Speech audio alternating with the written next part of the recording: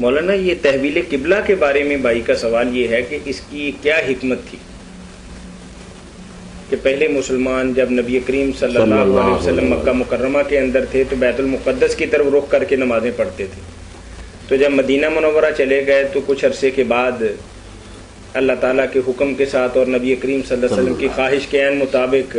تحویل قبلہ یعنی بیت اللہ شریف کی طرف رخ ہونے لگ گیا، تو اس کی حکمت کیا ہے؟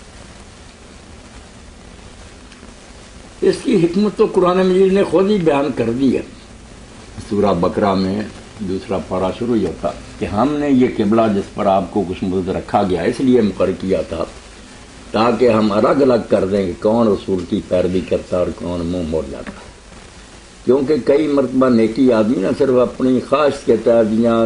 رواج کے تحت بھی کرتا جاتا ہے، یہ سمجھ کر نہیں کہ اللہ کا حکم ہے وہ چلا آ رہا تو باپ دادے سے کرتا یا عادی ہوتا اس کا۔ اللہ تعالیٰ کو یہ شرک بھی پسند نہیں ہے کہ یہ میرے لیے نہیں کرتا، صرف اس وجہ سے کر رہا۔ وہاں حکم دیا جاتا خلاف عادت کہ جو معروف ہے جس کا رواج اس کو توڑا جائے، جو اللہ کے موحد بندے ہوتے ہیں وہ کر جاتے ہیں، دوسرے کرتے ہیں یار یہ اللہ نے کیا حکم دے دیا، ہم کیوں باپ دادے کتری پھر۔ تو چونکہ کعبہ شریف جو تھا مکہ یہ بھی قریش کے لیے سرمایہ افتخار تھا، ان کی ساری شان ہی اس میں تھی کہ اس کے مجاور تھے، ان کے لیے یہ زہر پینے کے برابر تھا کہ چھوڑو مکے کو، اقصی کی جرموں کو، یہودیوں کا قبلہ یہ ان کے لیے سخت امتحان۔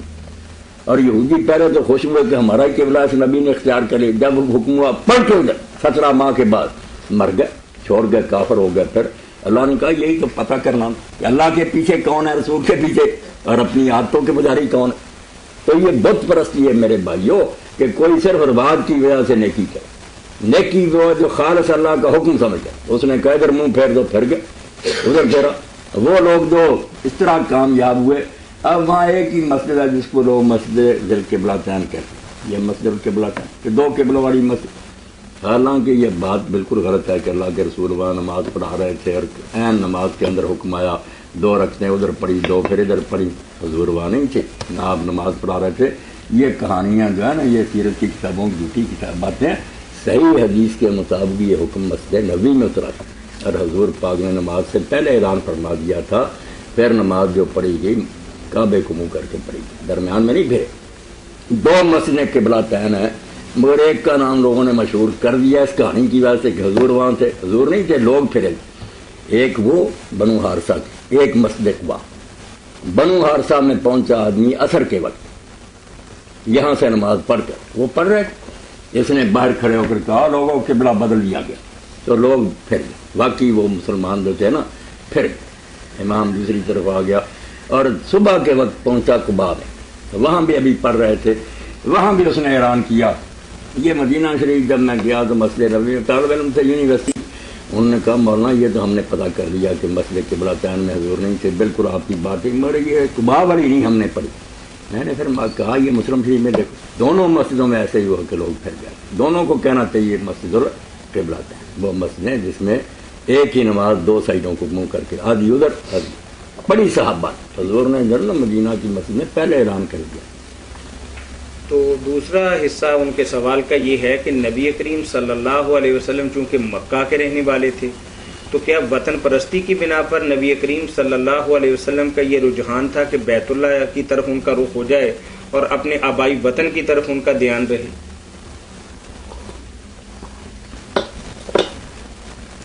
یہاں بھی کچھ باتیں سمجھنے کی ہے گہری، بہت مشکل ہے، علماء کو بھی نہیں پتا اور ان کے بغیر حل نہیں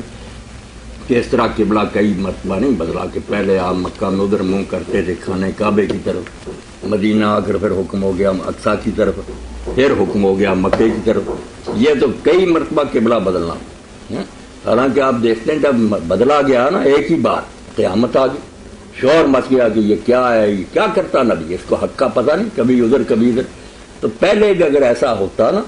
کہ مکے اور طرف منہ تھا مدینے آ کر بدل کر ادھر کیا جاتا، تو اس وقت بھی جو 17 ماہ پہلے یہ بدلا گیا اس وقت بھی تو آئی بات تھی کہ آپ مکہ میں ادھر نماز پڑھتے ہیں، یہ کیا شروع، یہ بات سوچیں اور ماں کو کہیں تحقیق کریں ورنہ کام خراب ہے کہ کس طرح لوگ چپ کر رہے ہیں۔ اس وقت کوئی نہیں بولا، جب مسجد اقصی سے منہ دوبارہ مکے کی پھر بولے نہیں، قبلے نہیں اس طرح بدلے بار بار، پہلے کوئی قبلہ نہیں تھا نہ مکہ میں نہ مدینہ میں، سمجھ لیں کہ کھلی چھٹی تھی جیسے حضرت ابو ذر غفاری سے لوگوں نے پوچھا کہ آپ اسلام لانے سے پہلے کہتے ہیں میں نے پہلے ہی نماز شروع کر کدھر منہ کرتے، انہوں نے کہا جدھر اللہ کرا دیتا، کوئی منہ نہیں تھا، جدھر منہ ہو گیا ہو گیا، اللہ نے کوئی سائی نہیں مقرر کی تھی۔ اب لوگ جان چھڑانے کے لیے کہتے ہیں مکہ میں آپ نا اس طرح کھڑے ہوتے تھے کہ کھانا کعبہ بھی سامنے آ جائے، مسجد اقصیٰ بھی سامنے، اس لیے وہاں براز نہیں کھلا کہ آپ کدھر کو منہ کر دیں۔ وہ پھر خود ہی کئی لکھ دیں یار ہر وقت آپ مسجد میں رہتے تھے، باہر جاتے تھے پھر وہ سائڈ بدل جاتی تھی۔ یہ نہیں بات بنتی، کچھ نہیں، باتیں نہ بنایا کریں، لوگ حقیقت کو سمجھا کریں کہ وہاں اس وقت کوئی متعین جہت نہیں تھی، جدھر رخ ہو گیا ہو گیا، مکے کی طرف ہو گیا یا دوسری طرف۔ یہاں آ کر مدینے میں حکم ہوا، وہ بھی اللہ نے نہیں کوئی وحی اتاری۔ یہ جو ہے نا ما جعلنا القبلہ، یہ اجتہاد ہے کہ نبی علیہ السلام کا حدیث پاک میں آتا آپ جس بارے میں ابھی وحی نہیں اترتی تھی اہل کتاب کا ساتھ دیتے کہ وہ بھی پچھلے نبیوں کی امت۔ مدینہ شریف آپ نے آ کر دیکھا کہ یہود جدھر کو منہ کرتے ہیں ان کے ساتھ کرنا شروع کر دیا، مگر نبی کا کام جب تک اللہ نہ روکے وہ بھی مہر لگی ہوئی تھی، یہ بھی ٹھیک ہے، اس کا اجتہاد بھی وہی ہے، برداشت کیا۔ 17 ماہ بعد جو صاف حکم آیا نا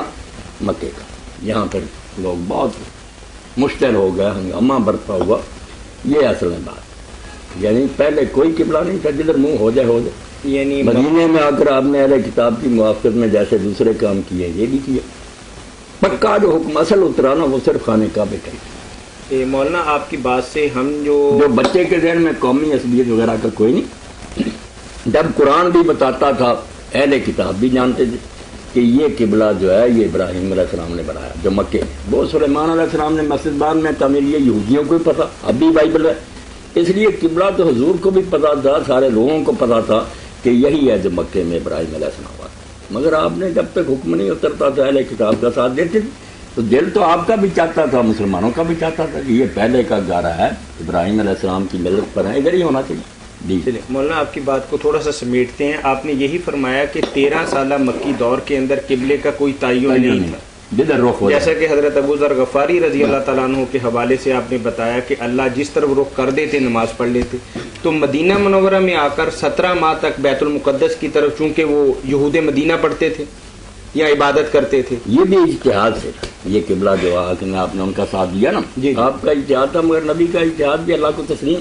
جو صاف حکم آیا نا وہی ہے جلی میں، وہ وہی ہے جب تک کا مکہ کی جلی میں۔ جزاکم اللہ خیر۔ مولانا نبی کریم صلی اللہ علیہ باقی وسلم اللہ تعالیٰ نے یہ بات بتانے کے لیے تیرے درمیان میں آ گئی کہ اللہ تعالیٰ کو کوئی خاص سمت محبوب نہیں ہے، یہ نہیں کہ سائڈ میں اللہ رہتا ادھر، یہ اللہ تو حکم منواتا جدھر مسجد اقصیٰ کی طرف ہو جائے، اس لیے اب بھی یہ حکم جو ہے اینما تولوا فثم وجہ اللہ، جدھر منہ کرو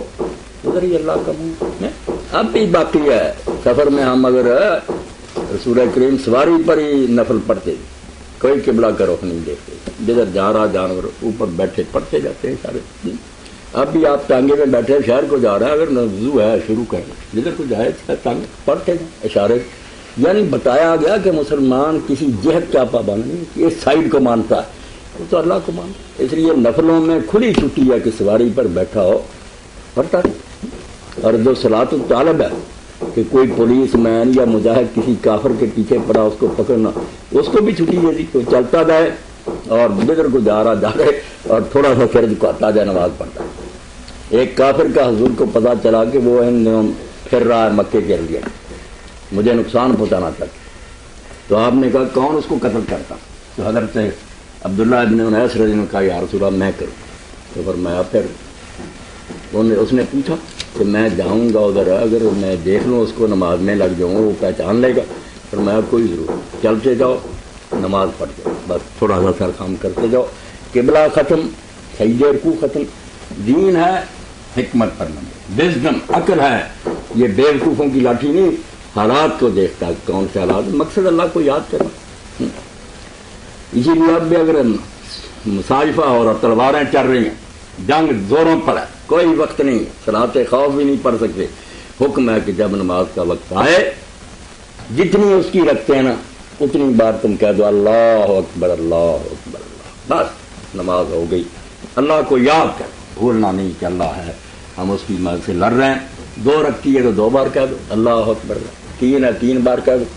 یہ دین کے مسائل سارے سیکھنے چاہیے، پتہ چلے کہ اسلام کیا ہے۔ جی۔ یہ جو آپ نے سواری پر نماز کے متعلق بات فرمائی ہے، یہ فرضوں کے متعلق ہے یا نوافل وغیرہ بھی،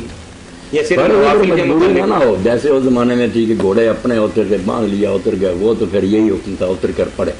مگر یہ ریل گاڑی اور جہاز اب ہمارے بس میں نہیں، نہ ہر جگہ ٹھہرا سکتے ہیں نہ زمین پر اتر سکتے ہیں، تو اس کا حکم اب کشتی والا، جیسے کشتی میں ہوتا تھا نا کہ سوار ہیں تو کشتی میں پڑھ،